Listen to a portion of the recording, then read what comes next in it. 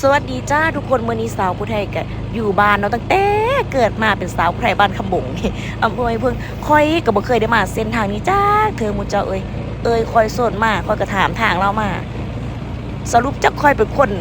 คำบงอำเภอห้วยเพิ่งแท้หรือบ่สมพอกับว่าเมืองสามอ่างจังซั่นค่อยเลี้ยวเข้ามาปุ๊บเขาก็เขียนว่าอ่างห้วยเพิ่งอ่างห้วยฟ้าอ่างห้วยสะทดว่าซั่นเขาเขียนเป็นกิโลค่อยน่ะบ่จื้อทุกคนนี่ค่อยก็ฟ้าวถ่ายรูปเพราะว่าค่อยสะอื้นสะอ่อนหลาย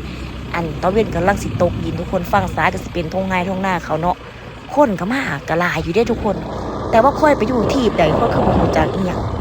ปั๊บนี่ก็มุนติ้วติ้วติ้วติ้วมาหาค่อยอันนี้ก็ผู้บ่าวผู้สาวมันก็มาถ่ายรูปเนาะทุกคนคันค่อยหูมันอยู่ปานนี้ค่อยก็มาคือกันนั่นล่ะค่อยหามีหูซื้อ